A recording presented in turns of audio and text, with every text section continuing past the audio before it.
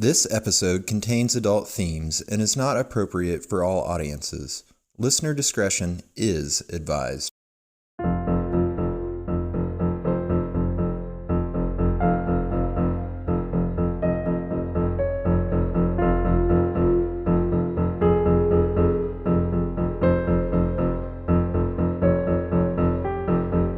Hello, the world. This is They Will Kill, a true crime podcast. I'm Sadie Eck. And I am Courtney Eck. And we are here to talk to you today about some murder. That's exactly what we're here to do. I'm excited. I feel like it's been a while since we recorded, even though it hasn't. I know, it really does feel like that. I think it's because we do every other is a Patreon episode, and when it's a real episode, I think it feels like we're coming home or something. Right.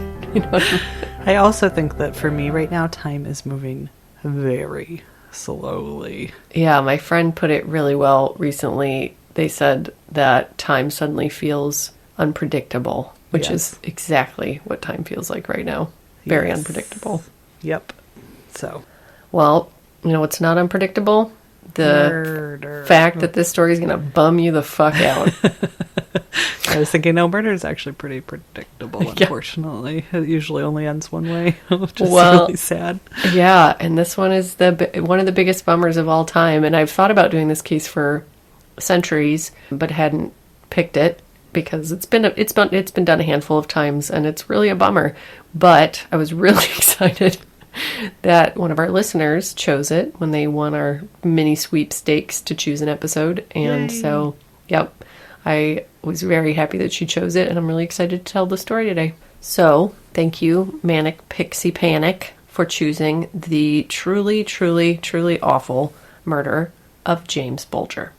Mm-hmm. Major trigger warning, guys. This is the triggeriest of trigger warnings for child abuse and murder. You'll know when we're getting to the heart of it, and I did back off of the details quite a bit because nobody wants to hear about the details of a child being tortured and murdered. But if this is not something you're interested in hearing about at all, this is not the case for you. Mm-hmm. So James Patrick Bulger was born on March 16th, 1990, and at the time our story takes place, he was just shy of his 3rd birthday. He lived in Liverpool with his mother Denise and father Ralph, and was described as the loveliest little boy. He was super friendly, social, sweet, and just the right amount of naughty. On February 12, 1993, James went with his mother and her friend to an indoor shopping center to run some errands. They wandered around the mall, did some shopping, and at around 3:40 p.m., Denise and James went to the butcher's shop to pick up some meat. Denise chose the cuts of meat she needed, and chillingly, in the time it took for her to release James's hand, find her wallet, and pay the butcher for the meat, James disappeared from her side. Ugh, no. Worst case scenario. She, of course, immediately searched the store, then the area around the store, and then flew into a panic when she realized James was nowhere to be found. She alerted the shopping center security, who put out a routine announcement that a little boy went missing and that he should be returned to his mother if someone found him. Sadie went missing when I think it was like my 8th birthday at the state fair. Yeah, I was 5. This is one of the clearest, and you were gone for a little while, like 15 minutes, 20 minutes, long enough for it to be absolutely terrifying. And I remember being really pissed that you were ruining my birthday, and that is the most Leo thought that I've ever had in my entire life. It's fucking terrifying. Yeah, I just wandered off too. Like, nothing terrible happened. Like No. that. Yeah, and you knew to go talk to the security guard and everything was fine. I lost my oldest once at the Children's Museum here in Indianapolis, which is huge. Huge. Biggest in the world. He went into a maze, and I thought that I could just follow him. He went in one way, and I went in the other way, and I was like, oh, I'll find him. And he got out somehow, and I couldn't get out, and I couldn't find him. And it was like 2 or 3 minutes before I found him, and it was the worst 3 minutes of my motherhood for fucking sure. Yeah, no. Like, dizzy with fear immediately. I can't imagine. So, Denise wandered the shopping center with other staff members and waited for any sign of James or any news that someone had spotted him, but there wasn't a trace of the 3-year-old anywhere. They decided to elevate the search and contacted the police to help find the toddler. Police arrived and conducted their own sweep of the mall, then quickly expanded their search to the surrounding area, concerned that he could have wandered onto the very busy road next to the center. There were also several canals and industrial areas nearby where he could have fallen or gotten injured, and police and volunteers exhaustively searched these areas as well, aware that the more time passed, the less likely they were to find James alive. Denise and her family made their way to the police station to answer questions and give any information they could think of to aid in the search, and 24 hours passed without any sign of James at all.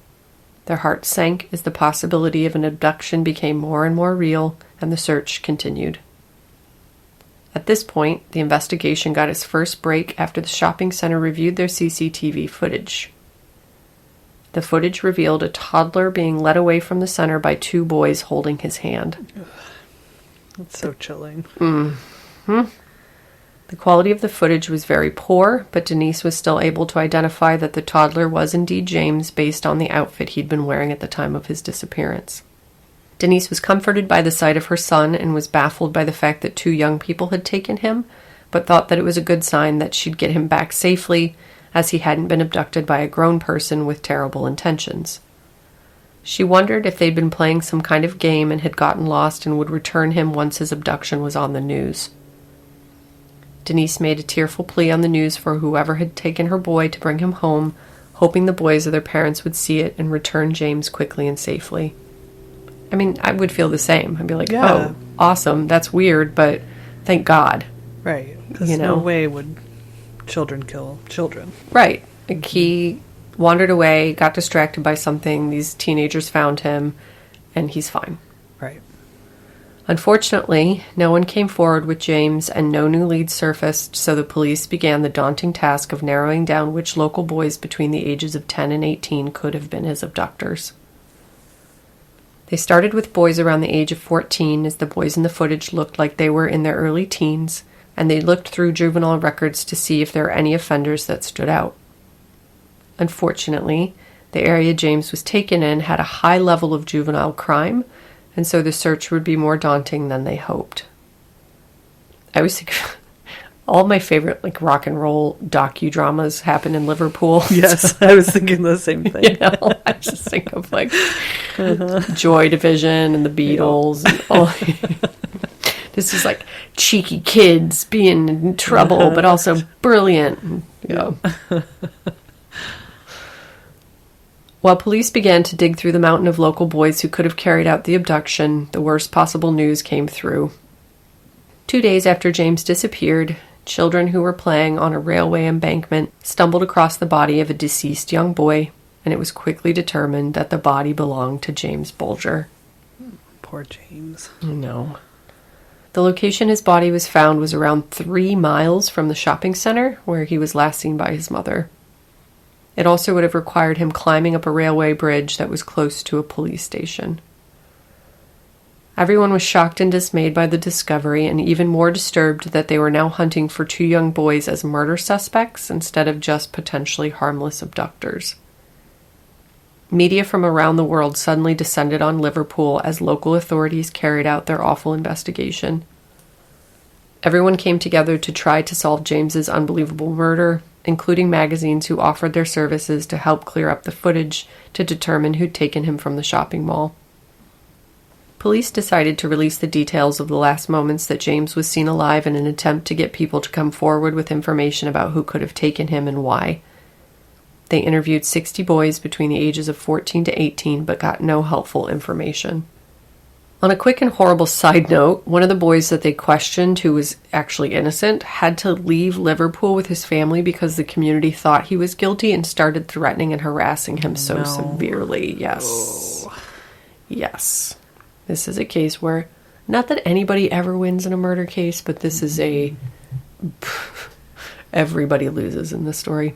Yeah.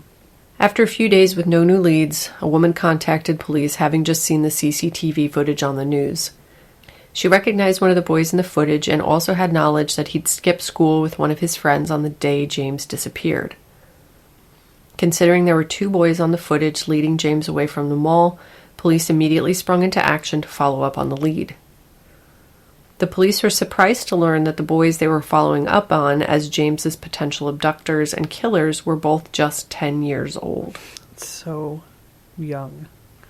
So they didn't think there was any real possibility that the boys that young could be responsible for such a heinous crime, but followed up on the tip just to rule them out. Good. The woman caller had identified the first boy as John Venables, so one team of officers started by questioning him at his home, while another team headed to the home of his 10-year-old friend, Robert Thompson. When police began questioning Robert, he started to visibly panic, and police told him he was under arrest for James's murder, and they'd need to take him in for questioning. At this point, Robert started crying, what the officer referred to as crocodile tears, not the real tears of a scared young boy. 10 years old. Nope. I knew about this story, but in my mind, these boys were like 12 and 13. And then when I read 10 years old, my face exploded. Yeah. It's so little. It's so little. Like, yes. How can you even be traumatized enough at 10? You know what I mean? To be that evil. So both Robert and John were taken into separate police stations for questioning, and we'll post photos of the boys' mugshots, but it's truly shocking to see such tiny boys under arrest. John in particular looks much younger than his 10 years, and despite his beautiful young face, there's something very off in his eyes in the mugshot. It's truly the shit of my nightmares. Whoa. They're so little. They're like little elvish little baby boys. It's so weird. So who were these cherubic monsters? So Robert Thompson was one of 7 boys, and it's reported that his father beat his mother. His father also started an affair with a woman he met on vacation with the entire family, and made no attempt whatsoever to hide his indiscretions from his wife or children, even telling them that if they complained about it, he'd simply leave them. Wow. You know? On vacation? Well, he met her on vacation, and then they started an affair that he carried on, and everybody knew about it, all the boys and the wife, and he was like, tough shit, deal with it. Wow. Yes. Good guy there. Yeah, that makes you feel really good. Really good when your dad's just like, I do what I want. I don't care. Mm-hmm. He spent most of his time getting drunk at the bar or with the other woman, and so as you can imagine, young Robert was lacking adequate parental love or support from his father, who did eventually leave all of them for the other woman. Wow. The 7 boys never saw or heard from their father again, with the exception of their grandmother's funeral, where he showed up but continued the silent treatment and refused to speak to or acknowledge any of his children. Ugh, that's good for children. That's really good for your psyche. If your dad just pretends you don't exist, it's awesome. You're like, oh, I'm free. I didn't need that love anyway. I didn't need that guidance or physiological development. It's fine. It's fine. Do you know where he was in the lineup of boys? I think he was toward the bottom. Yeah. He was one of the younger boys. Yep. So Robert's mother coped by succumbing to alcoholism, and the 7 boys were basically left to care for themselves. To top it all off, 7 weeks after their father abandoned them, the entire family returned home from an outing to find their house had burnt down, forcing the 8 of them to live in a hostel for 2 months, followed by moving into a tiny apartment not suited for all of them. This only increased their mother's drinking to the point that she drank until she fell asleep every night and then again as soon as she woke up every morning, so her young boys were completely uncared for and unsupervised.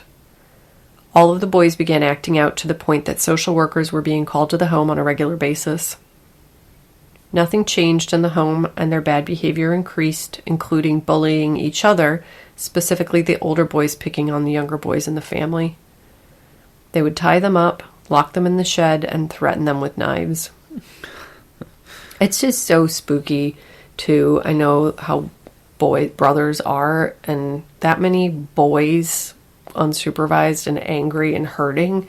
Right. It's just like, I can't even... Lord of the Flies. Exactly. I can't imagine what kind of like crazy abuse was going on. No, I leave my 2 boys in the bathtub for 1 minute to get a towel, and I come back and it's like, like drowning situations. Yeah, it's like total chaos. Well, you and I mean, we beat the absolute living shit out of each other. Yeah, we really did. I was watching a Evil Lives Here episode today, and this brother was talking about his brother who ended up being a killer, and how they would play a game where they would pile all the blankets and pillows on top of each other, and then the brother would whip them with a belt through the blankets and pillows, but it didn't hurt, you know, because there was blankets and pillows, but then he would always find like a little opening. But I was like, yeah, I used to pile all the couch cushions on top of you and then lay on top of them to the point you couldn't breathe. Like, that's sadistic shit that older siblings do to younger siblings. Yeah, no, I vividly remember once you doing that to me, and our father was sitting in a chair like 2 feet away from me, and I couldn't breathe. And I was like pleading with my eyes, and he was like, eventually, I think he was like, "Get off your sister." But I really thought I was going to suffocate. Yeah, yes. And I'm like a relatively good person, despite the fact that I'm a Leo who was just pissed at you for ruining my birthday when you got abducted when you didn't get abducted. Oh, God. So yeah, 7 boys with a abusive, abandoning father and an alcoholic, unavailable mother. Shit's going to get real fucking weird. Yep. It's reported that the older boys would even bully the younger boys into staying home from school. And one year, Robert missed 49 out of 140 days he was supposed to attend. Holy cow. Yeah, that's a lot. That's a lot. This was in like the late 80s, 90s, right? Early 90s, yeah, 1990s. Yeah. Yep. So still kind of, oh my God, my stomach. Well, I hear it. So still kind of the Wild West, but far enough along in history that people should have known better and should have done something for this fucking kids. Well, especially at age, you know, whatever he was, 9, yeah, 8, 9, 8 and 9. Yeah, he was little. Like, no 8-year-old or 9-year-old should be missing 49 days of school. No. Like, that's not, unless they're seriously ill and then they need help and... Yeah. Yeah. And multiple calls from social workers out to the home. They're like, oh, yes. well, hopefully this gets better. Yes. Spoiler alert, it doesn't. He fell behind in his learning and, as a result, was held back a grade. Robert spent some of the days he skipped school shoplifting, often focusing on items his family needed to get by, or toys for he and his younger brother, as they were too poor and his mother couldn't afford to buy them very much. Chaos at the Thompson home escalated over time, and on one occasion it's reported that Robert's mother hit one of the children, who proceeded to call social services and ask to be taken away, which they obliged, and took he and 2 other boys out of the home. The 2 other boys are reported to have attempted suicide later in their lives. Wow. And also, how do you pick and choose? Right? Like, these 3 should Yeah. come with me, but the rest of you should stay. Yeah, you 4, you're a lost cause, but I'm going to save these 3. I know. It's crazy. It's crazy. In 1993, one of Robert's younger brothers was found wandering alone near the shopping mall where James Bulger was later abducted. He was scared and crying, and when asked what happened, he said that Robert and a friend had lured him to the mall, kicked him, and left him to fend for himself. So all in all, Robert and his family were not the poster children for brotherly love. Mm-hmm. It was pretty bad. Yeah. So John Venables was the middle of 3 children with an older sister and younger brother, both of whom had severe learning disabilities. John didn't have any of the same disabilities, but he did mimic his siblings' behavior at times. My guess is in an attempt to get attention. Yeah. His family was very traditional, and his father believed it was the woman's place to stay at home with the children while he went to work to earn a living. John's mother was a little overwhelmed by the task of caring full-time for 3 children, 2 with special needs, and while she claims she tried to give them all equal attention, it's easy to speculate that John was overlooked at times. To top it all off, John's grandfather died when he was 1, and so his mother moved herself and her children in with the grandmother to give her the extra care she needed without her spouse to help. For whatever reason, John's father chose to live separately, even though they stayed married, and the move didn't go well for John. He was terribly bullied in his new neighborhood, and kids were known to shout at him, throw things at him, and make fun of his siblings.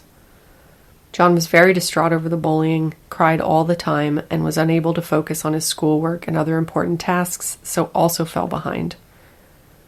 He also began acting out in class, rocking back and forth and moaning, throwing items off of his desk, and occasionally banging his head against his desk. When the disruptions got to the point that they were interfering with the other students' learning, his mother was called in and she reported she was having the exact same issues with him at home and was at her wit's end.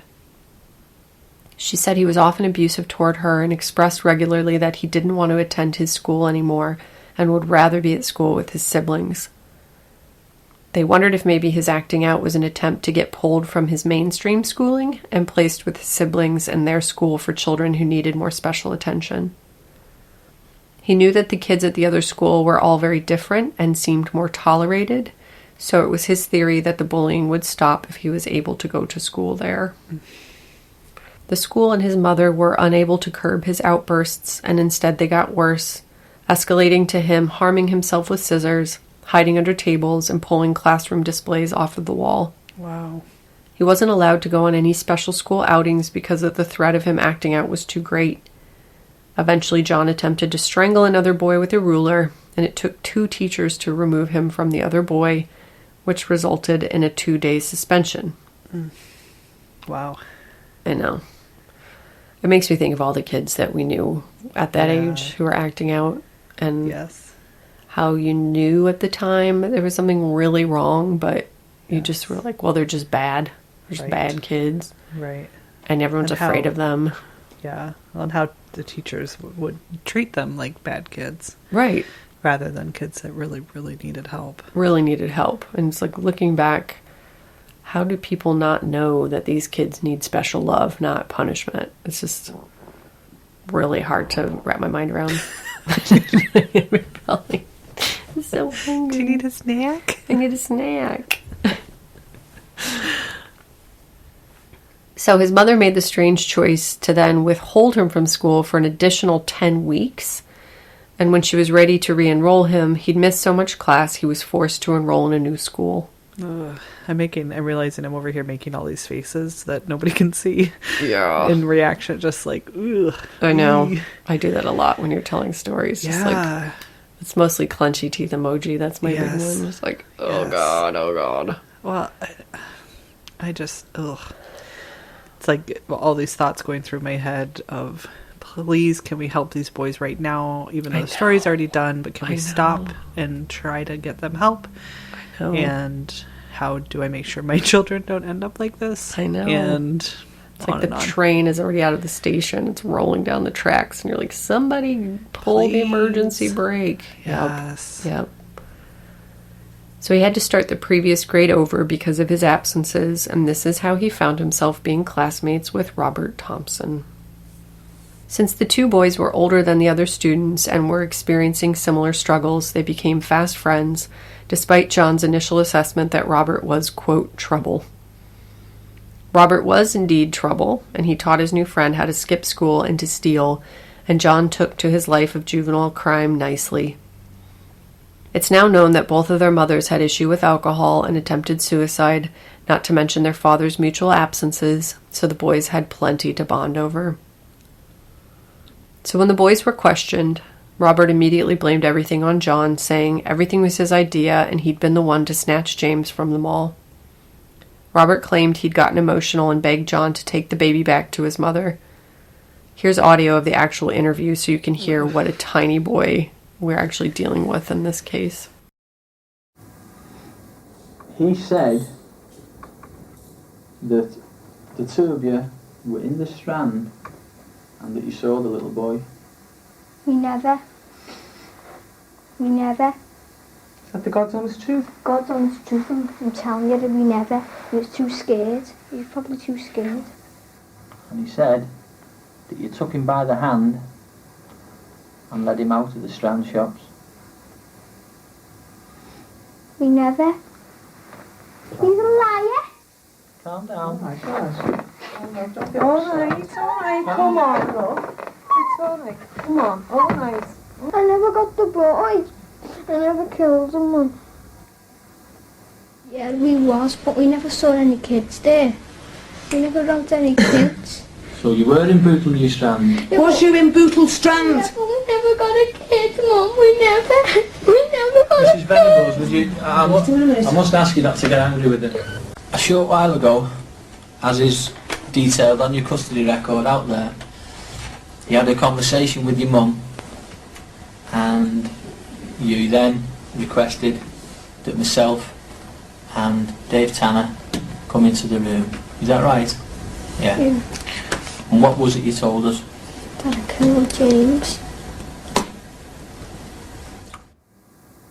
He's just a baby. No, just a tiny little, baby. tiny baby. It's so eerie.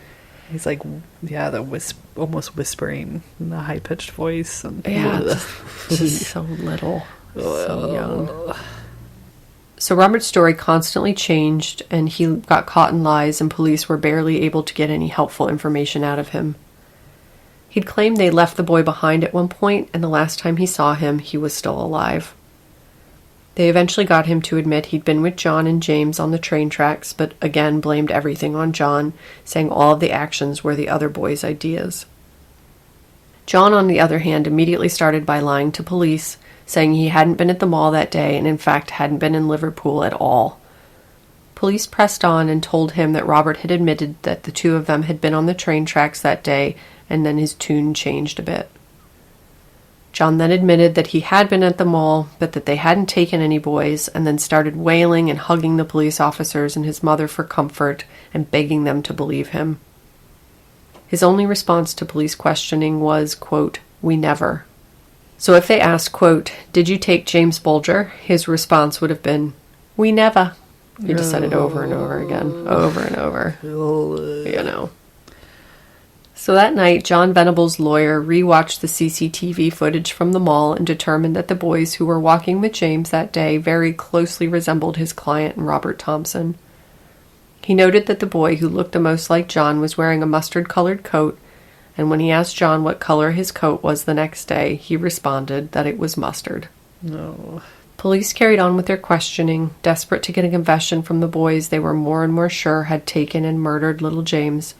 And after 2 days of interrogation, John finally began to admit what had really gone on that day.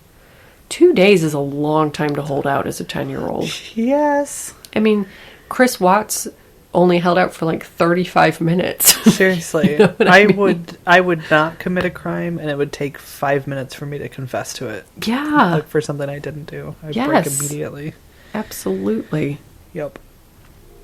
So he started by saying something along the lines of, quote, "Okay, I did kill the baby. I'm very sorry. Can you tell his mom I'm very sorry?" He admitted that he was responsible for some of the injuries inflicted on James that day. So Robert Thompson claimed that he and John took James from the mall and brought him out to the tracks, where John proceeded to assault him, and then they went home, and that he, meaning Robert, didn't participate in the attack at all, and that he hadn't seen James die that day. John said the exact same thing about his friend Robert, that Robert had been the mastermind behind the awful plan, and that Robert had been responsible for throwing bricks at James. He said that he threw several bricks at James, who fell over but kept getting back up, and that he, quote, "wouldn't stay down." Based on their questioning, they were able to piece together exactly what happened that day and concluded the following. Robert and John took James out of the shopping center and walked him 3 miles to the railroad track while James cried and asked for his mother, and the boys began their assault as they walked. Well, and that's such a long way. 3 miles is a very little boy. long way. Very long. Tragically, the 3 boys passed around 38 people as they walked the 3 miles to the train tracks. And when anyone did stop the boys to ask why James was bleeding and crying, the boys claimed he was their younger brother and that he'd fallen down and they were taking him home to his mother to care for him. When another woman asked if everything was okay, they changed their story and said James was lost and they were trying to help him, that they didn't know him, and did she know how to get to the nearest police station. The woman gave them directions to the nearest station and then went on her merry way. No. That is such I a didn't know that part. early 90s thing to do. Like, Yeah, we'll okay, let the 10-year-olds take care of this lost child. This will be just fine. They seem Who's very bleeding responsible. This and crying, hysterical, bleeding toddler in the care of these 7-year-olds. I mean, they don't even look 10; they look 7. This will work out just fine. I'm You gonna know finish that my woman dog walking. never slept again in her life. Like Or she did because she's so fucking stupid. I hope. was I'm like, just well, gonna give it's her not the my benefit of the- problem. Oh God. I just can't even imagine. Not even in the No. 80s. So Robert and John had actually tried to abduct another little boy earlier in the day, but that child's mother had caught them in the act and stopped them. Thank God. Thank God.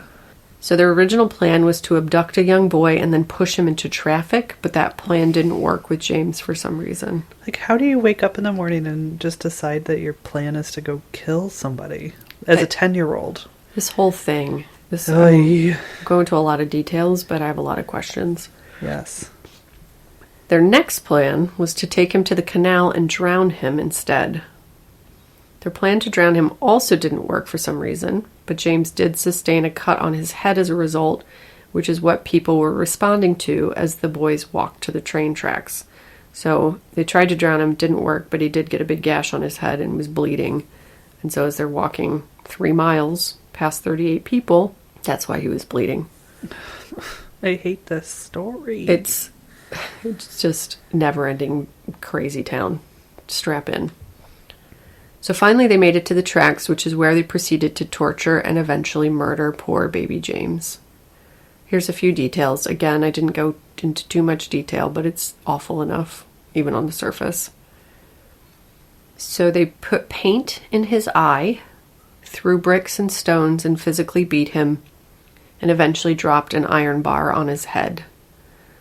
It's reported that his official cause of death was beating, but when the boys were done torturing him, they placed him on the train track, weighed his head down with stones, and he was eventually struck and cut in half. They do believe, though, that he died before he was hit by the train.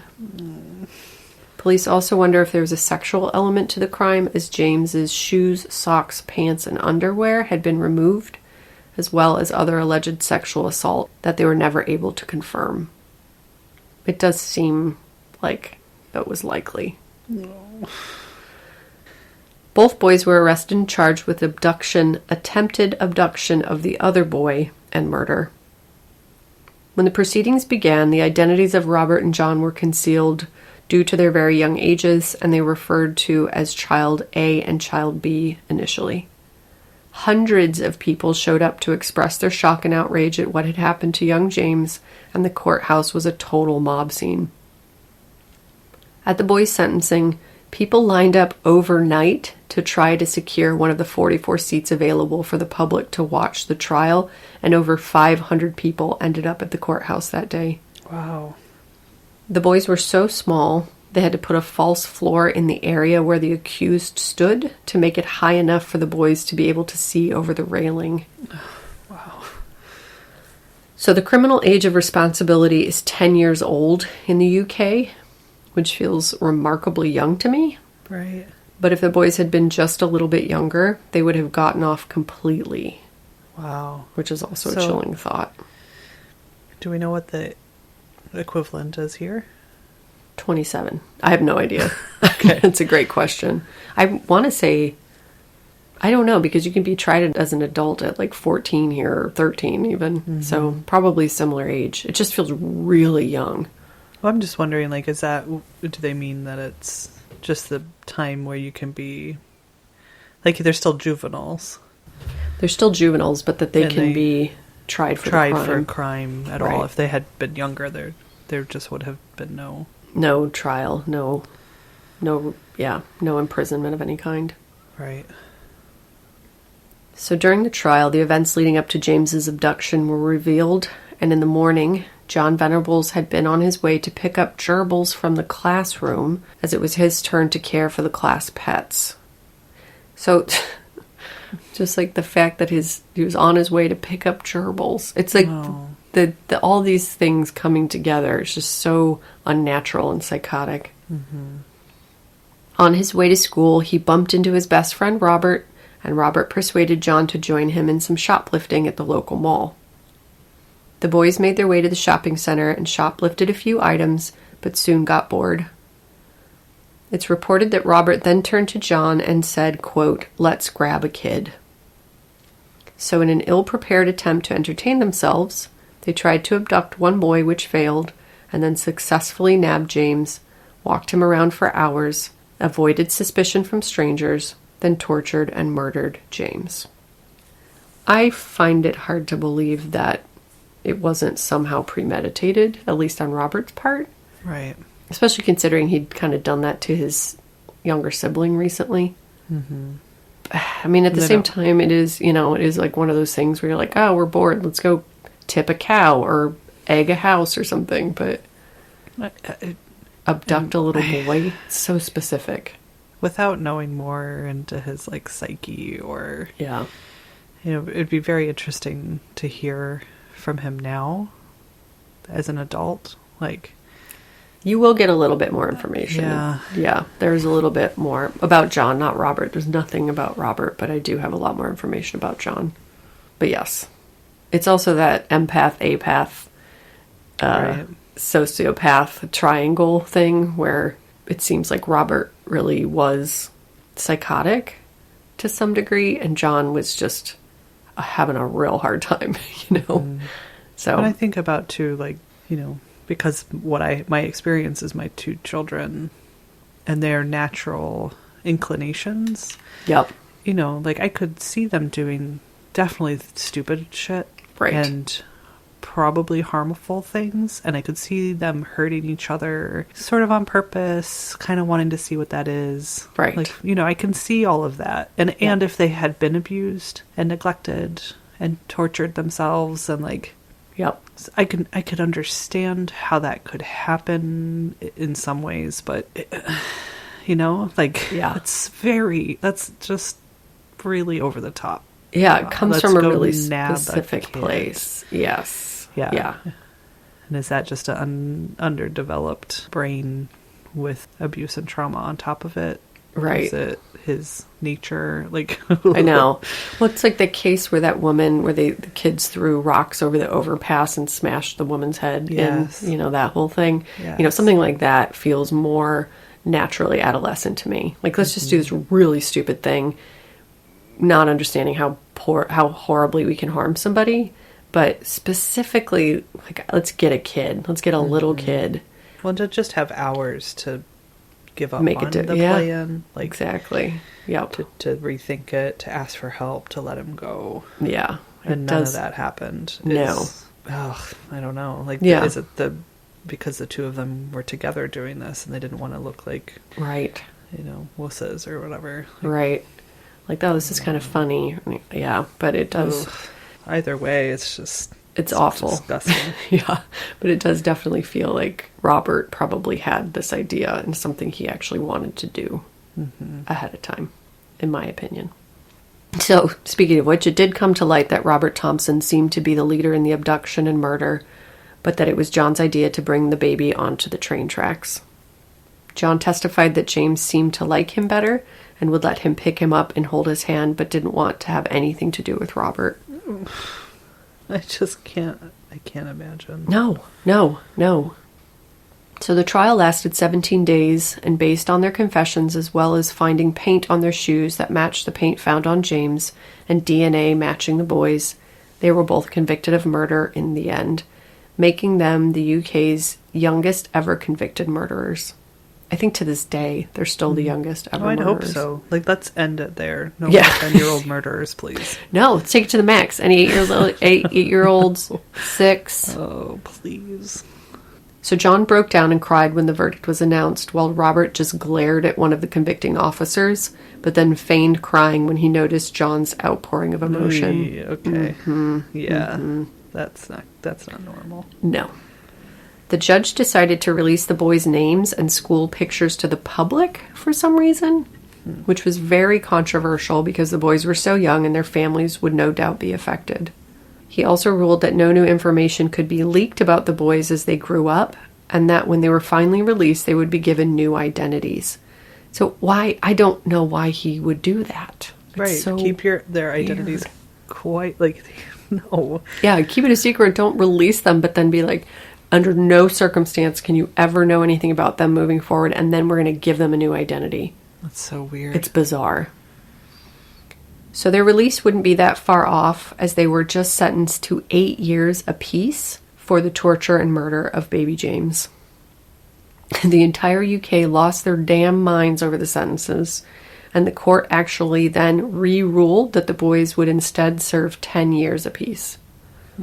Then, a UK newspaper started a petition to get the sentences increased even further, and it got over 280,000 signatures. Oh, wow. And guess what? It fucking worked. Wow, really? The boys' sentences were then increased to 15 years by the government, not the criminal justice system. So then this ruling was challenged as government overreach, and the sentences were then dropped back down to 10 years. Wow. Isn't that bizarre? Mm-hmm. This whole case is so bizarre. I mean, I can understand the outrage and all, but like, yeah, it shouldn't be up to the general public No! to decide. I mean, it should be up to you and I, because we're very good at Yes. sentencing people. But We're the DAs of the world and the universe, but other than us, no. God, no. That is literally the court of public opinion. Yes. So how dangerous that is. Right. No. You can't just, a newspaper can't be like, signmychange.org, and then suddenly you're 20 years, No. It's very dangerous, very slippery slope.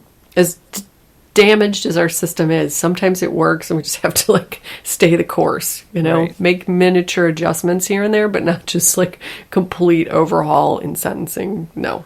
Right. So the boys were committed to separate juvenile centers for punishment with a focus on rehabilitation, and both boys began having symptoms of PTSD from the experience of murdering James, particularly John, who was having night terrors and severe flashbacks. It's an interesting idea that PTSD, you can cause your own damn self Yes. PTSD. Yes. Especially, I mean, it makes sense in the case of John, based on my theory that Robert actually planned it and enjoyed it, and John was sort of along for the ride. I could definitely see after the fact being super traumatized, even though you participated.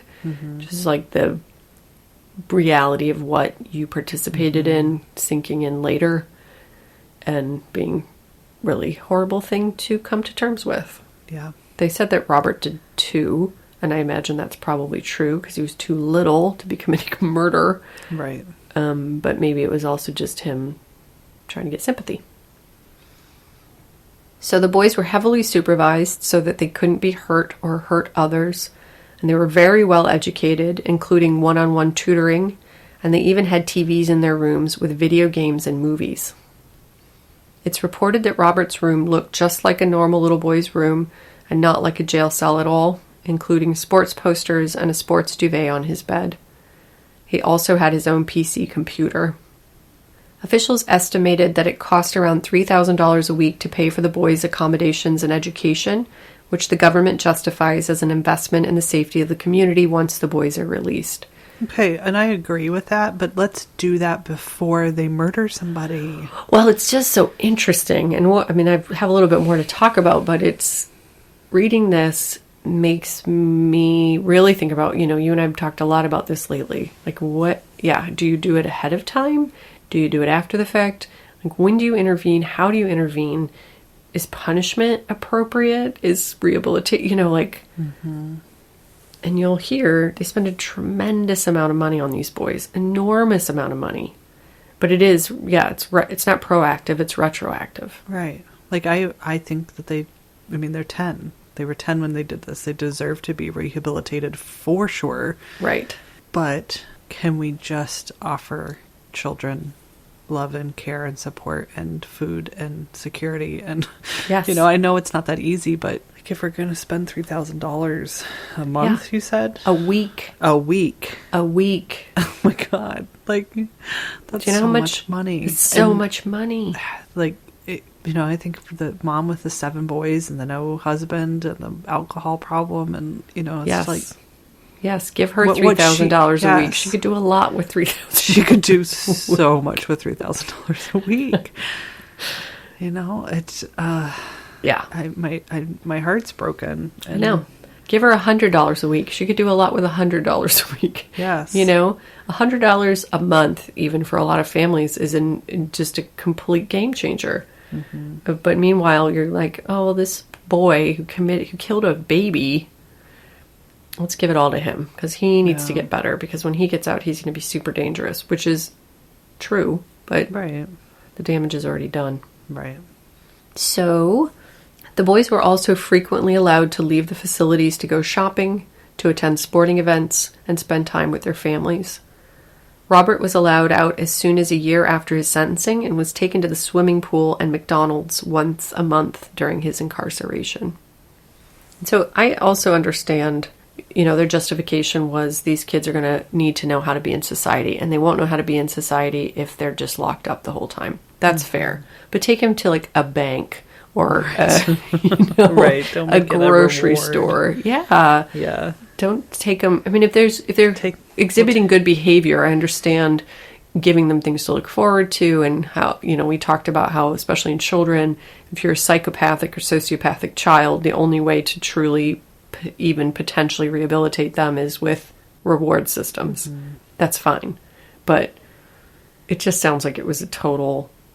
Yes, it was like camp for them. They had a way better life in prison than they did outside of prison. Yeah, like this, they had computers and video games and Yeah. a warm bed and food and Yes. One-on-one tutoring, like a really good education, all these things that they so didn't crazy. have at their own home. Mm-hmm.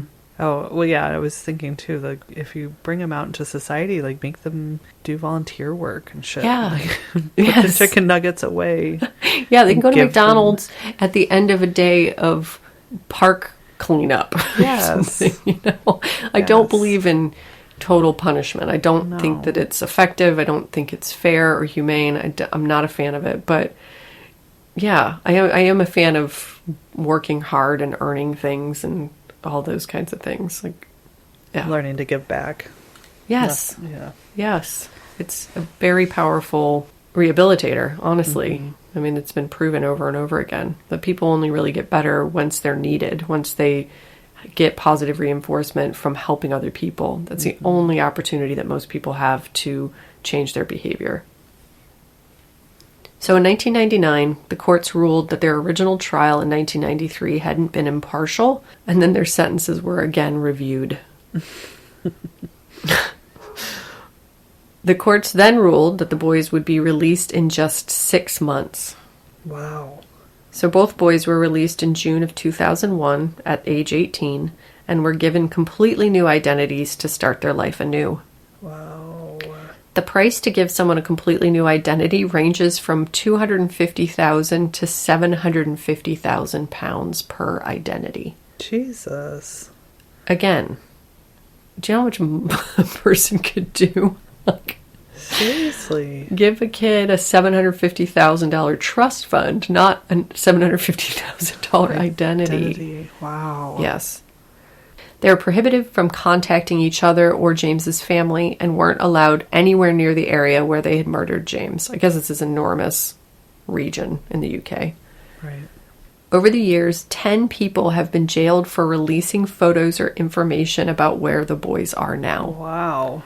Yes. As recent as like 2019, people are still going to jail for like starting blogs or Facebook groups or putting tweets and photos out about. Wow. Isn't that crazy? That's crazy. It just seems like this They're weirdest. so protected. Well, and it's just so, we're protecting these kids. And again, I believe in rehabilitation, but it seems like these boys are untouchable and Right. being sort of spoiled. And it's Yes. really strange. It's really hard to wrap my mind around. Well, they're like grown-ass people now. Like, it's, Yes. Yes. I think at this point you are on your own. So, in 2010, John Venables actually reoffended when police searched his computer and found it contained 57 images of child pornography. What was that term that you used? That was so much better. Child abuse material. Child abuse material. Thank you. So they found 57 images of child sexual abuse material. Ugh. So he was arrested and charged for possessing and distributing the images on a pedophile network. He pled guilty and was sentenced to 2 years in prison. What? At his new trial, it came out that John had been violating his parole in a number of ways since his release, including drinking in pubs and attending sporting events in the area he was restricted from entering, which was just 5 minutes from where James's mother lives. Oh, no. Yes, and she was like, I have been to the arenas he was watching these events. I have gone to the bars. My nieces frequent one of the bars. God. He was there the whole time. No. Yes. But he didn't get rearrested for that shit. Right? So instead, check it out. No, I don't want to know. He had also been arrested twice before for fighting while intoxicated and also for possession of drugs. Mm-mm. His parole officer also reported meeting his new girlfriend in 2005, who was just 17 years old at the time, and John was 23. Nope. And nothing happened. And he had a history of dating 17, 18, 19-year-old girls. Nope. His new identity was kept a secret through the trial, but it was revealed that John himself had given up his original identity to 2 different people. So in 2011, he was given yet another new identity and was released from prison again in 2013. No. Nope. You don't get to do that again. You just get to be John Venables. You just get to be the baby killer. Yes. If you can't be good. Especially if you're giving up your own secret identity. Yes. And then also didn't go to jail for giving up your own identity. Yeah. Wow. It's so bizarre. Ugh. So then again in 2018, John was caught with over 1,000 indecent images of children on his computer and was sentenced to 3 years and 4 months in prison. No. Yes. No. No. Yeah. That is not enough time. No. No. And I know that they can't count him killing James as an offense because he was a minor, but right. It's just too many offenses. Yes. As far as I can tell, Robert Thompson has not reoffended, despite the suggestion from psychiatrists that he was an undiagnosed psychopath. So, if he has reoffended, nobody's caught him. Well, or if he's reoffended, would we know because he has a secret identity? That's an excellent point. That's a very good point. That he seems to be actually keeping secret? Because he's actually a psychopath and is good at his job. Ugh. So James's parents unfortunately divorced during John and Robert's original trials and have both remarried and had more children.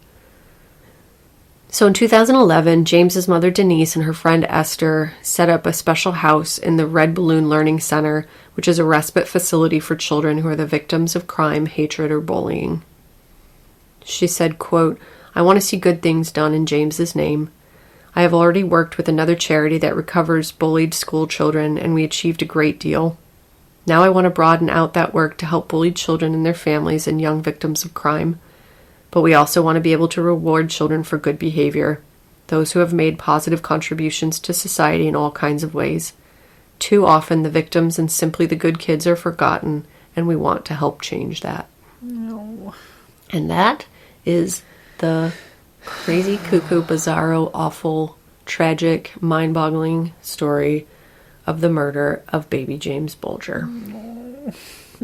I hate that story. I know.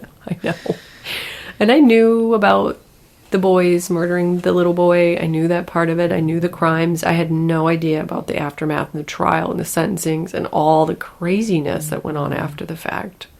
That is a very winding road. Yes, I know. That's another one you could just chew on all day. Seriously. That it was well timed though, considering all that we've been talking about rehabilitation and what is the answer. I mean, clearly there is no answer because we're people and it's complicated and the world's very complicated and the justice system is extremely complicated, but yeah, it's really interesting to know that these boys were deeply, deeply disturbed, and clearly John was sexually assaulted as a baby, and that led to him participating in James's murder and then his subsequent foray into child pornography and all these different things. So it's really easy to feel sympathy for him and Robert because they had hard lives, but also then feel disgusted that they got so protected and so taken care of after the fact, but then also, like, of course they should, because they're human beings, and we should try harder to take care of people so that they don't do these things. Right. Well, I think like striking that balance where Right. our prison system doesn't rehabilitate at all. Right. Other countries really focus on rehabilitation, but where Correct. is the line? Like Right. how do you make sure that it's not a vacation? Right. Well, and I think that they find that prisons that have lower recidivism rates do programs that are service-based. So it's not just like a cushy jail time. They train dogs, service dogs, or they garden.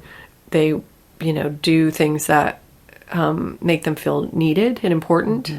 And in those cases, they're less likely to offend. So I think we have the answer. It's just our like lizard brains make us want to punish people. And that's great. People should be punished. But at the same time, if we're going to function and move forward, we do have to put things in place that get people in the nick of time so that they are less likely to offend. And I do think the line too is personality disorders. I do think that that's what really complicates things, because I do think that there are people who we are not able to rehabilitate. And so then what? Do we have a separate system for those people? We can't, because we can never prove that they actually do have a personality disorder. That's something that is incurable and untreatable. I mean, I guess you can treat it, but you can't cure it, right? Right. But even like treatment isn't that effective. So I don't know. Yeah.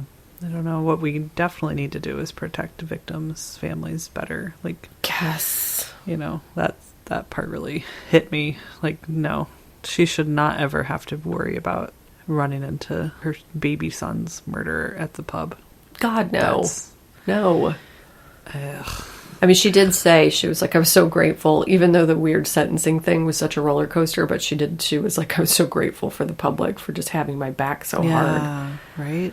When you feel like the system's really kind of stacking up against you. Yeah, and victimizing protecting. you further. Yeah. Yucko. Yuck. Yeah. I have been watching The Innocence Files on Netflix, and I highly recommend it. Is that the one where they're all, like, innocent? As a matter of fact, it is, Sadie. That's such an But is astute it- observation. Like they're falsely convicted? Or Yes. It's all false convictions. It is right in line with that Patreon episode you did about the fallacy of forensic science. It's all about that. It's basically the Innocence Project. It's some of their biggest cases, and they go through and they talk about how, like bite mark evidence and witness like IDs and how inaccurate they are. It's really fascinating. I mean, Sounds like the Innocence Project probably listened to that episode on Patreon. And That's then what made I'm a figuring. TV show Yes. about it. And guess what? People got out of prison after 30 years based on that episode. So There you go. I'm changing lives every day, guys. multiple people. No, it's so interesting. And it Yeah, really, I'll have to watch it. yeah, it really highlights like the problems with the criminal justice system, but then Yeah. also the fixes. I don't know. It's so good. And you know that these people are now out, so there's a little bit of relief, and it's not like watching Making a Murderer where you're like, is he going to get out? No, of course he's not going to get out. Right. Yeah. Wow. Yeah, I'll watch it. It's I love great. that shit. It's great. It does require breaks, but it's really good. Yeah, I was gonna say it's so much easier to live in a world where like there's right and wrong and good and bad and Yes. black and white. And, I know. It's Yeah. just not how this shit works. no. I know. I No. think about that more and more. I think about it constantly, actually. It's such a complicated time, and there's just no answers right now. It's really about trying to be the best person you can be and digging deep and thinking about what that means and getting it wrong constantly and then getting it right constantly too. Yeah. Right. We'll focus on the work, like making sure you're doing the work to be Yes. better and good and Yes. yeah, not just sitting in your privilege. Right. But then at the same time, not overusing it to the detriment of others. You know what I mean? Right. It's No, like, yes. Yeah, 100%. having yes. these conversations and holding people accountable is one thing, and then just complete cancel culture, crazy mayhem is another thing. There's Yeah. this We're all guilty of it, and that's okay, but it's also awful. There are no easy answers anywhere, ever. And it sucks. I know. But if there's anything we're learning in this age of Aquarius or whatever this bullshit is that we're going through, it's exactly that. You know, we just thought for so long that this is how you do it. And now we're like, oh, no, that doesn't make any sense at all. That only allows room for a tiny fraction of the population to succeed, and that's not good. Right. And then that side of that sliver of the population's like, no, it's great. No, my guns tell me that it's great, and I'm going to continue to fight for it to be that way. Right. I know. I've been thinking about that a lot. Like, God help us that the election goes the way we hope it does. But that's just like the start of it is how it feels for me. Like, it will be a relief in a lot of ways that I don't have to worry about like basic fundamental human rights being stripped as much, but we have so much work to do. Yes. And it's not Democrat or Republican necessarily because there's just so much to do, and I can't trust any of the politicians to do it for us. Correct. Yeah. And so how are we going to hold our slightly less dangerous leaders accountable? And when I say slightly, I mean, I think he's much less. Right, but normally I would say slightly in a normal election. Right. You know, so if assuming that Biden wins, like we still have to hold him stay engaged and hold him accountable and make sure we're paying attention and fighting for the things we so desperately need to function as a society. Starting with Jeff writing that fucking check, because what we're up against is a nation divided by billionaires. And that's people in power with all the money. Don't want us to be friends with each other. Nope. Guys. And so if we can be like, oh, wait a minute, I don't like that and you don't like that, but that's ultimately much less important than the fact that we are all fighting and giving people way too much power and way too much money.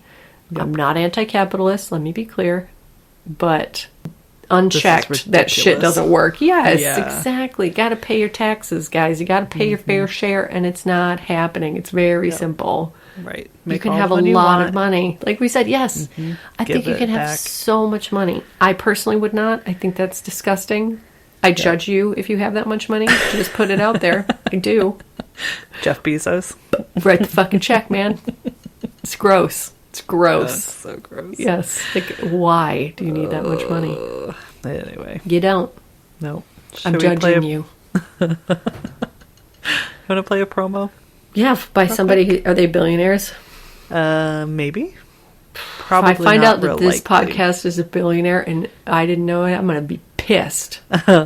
Well, it's our dear little BFF podcast, Queers for Fears. Oh, God. They're definitely billionaires. Yeah, billionaires of funny sweetness. No, they are rich in intelligence, kindness, empathy, intelligence, more intelligence, and humor. Yep. So Abby and Ellie over at Queers for Fears would like you to listen to their promo. Here you go. Hi, I'm Abby. And I'm Ellie. And we're the Queers for Fears podcast. We're here, we're queer, and we've been best friends for over 25 years. We cover a wide range of topics, from true crime to horror films to urban legends and beyond. We take our research seriously, but each other, not so much. If you're creepy, if you're queer, if you just need more LGBTQ podcasts in your ears, check us out on Facebook, Instagram, and Patreon, Queers for Fears Podcast, or on Twitter at Queers Fears Pod. Patreon patrons get up to 3 bonus episodes per month, on top of our usual episodes, uploaded every Tuesday and available wherever you get your podcasts. What else, Court? Just a couple quick names that could come up. You guys, please keep the names coming. I know I'm alone in this.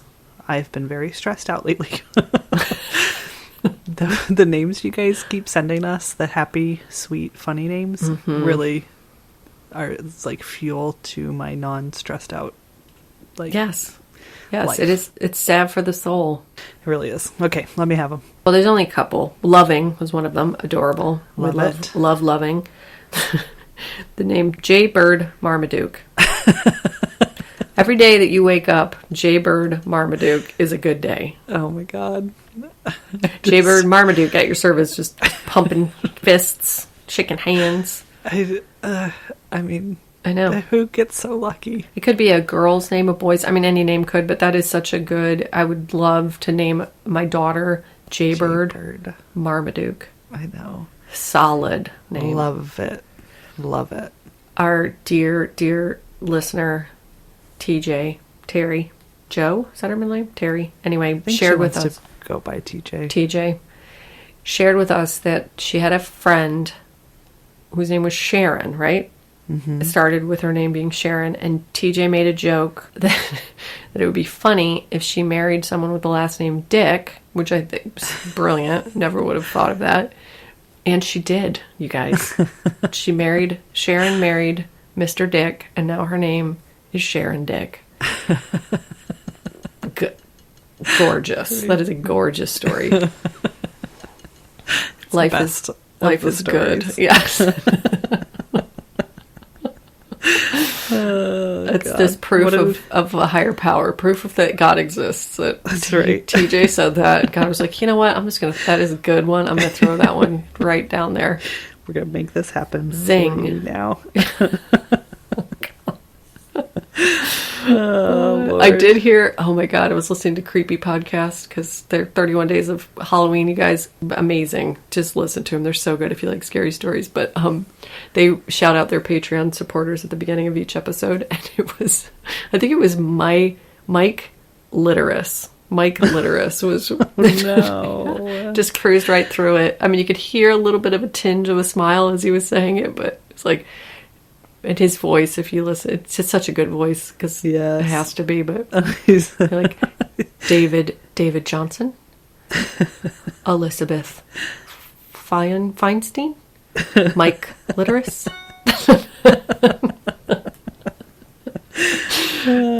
Kudos to Mike Litterus for putting that one in there. Love a juvenile joke. Nothing better. No, nothing better. Speaking of Patreon supporters, do we have any to shout out this fine day? Yeah, we've got some shout outs. Yes. Are you ready for this? Yes. Want to give a big shout out to Martha. Yeah, Martha. That is another name of a president. Yep. So go rule the world, Martha. Great. President Martha. Mm-hmm. Thank you so much to Iris K. Yeah, I mean, beautiful. Classic, gorgeous. Mm-hmm. She knows it. Or they know her, he knows it. I'm not going to gender any irises. And thank you so much to Jenna P. Always love Jenna. That's a good, solid name. Yes. It also says Jenna JL. So maybe it's Jenna JL. Jenna Either JL. way. What could that stand for? Jenna Jubilee Lovington. We love you. Jenna Jaybird Larmaduke.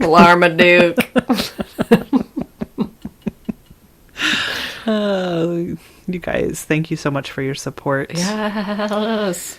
Couldn't do it without you. What do you think Kaz is doing right now? Oh, Kaz. Probably in a nightclub. So cool. A secret with a mask nightclub. On. Well, he or she or they live in a world where they have secret nightclubs where that people get tested before they go, so we don't have to worry about that in my fantasy. God, love that idea. Hanging out with artists, designers, thinkers, also just like regular people go to the club because Kaz is not a classist. Yes, right. Yep. Anything else, Court? Nope. I love you guys so much. I'm gonna go make a salad. Do. Hey, guess what? I think. What is this? Yeah. Next time next time we put out an episode, we probably won't. Yeah, we won't have it. We'll record it before the election, but the next time we post an episode, oh my God, this fucking election will be over. What if we have to? What if we have to start recording this from some kind of zombie bunker? You know, it's in my worst anxiety moments when I really let myself like dive deep into my fears of the future.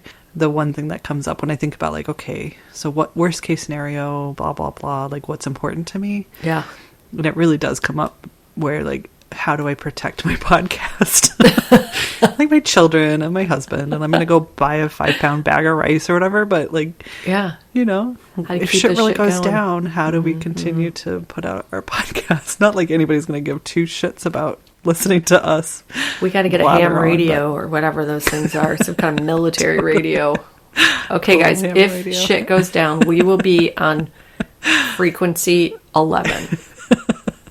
Just go to frequency 11. Yeah, all of us will get satellite phones and call each other. Yes, we're going to jam up like actual important communication with our podcast distribution, but it's worth it. Yes. Yeah, it's important for my mental health. Be like, we are on the mountain, go to the church and follow the hello, the world.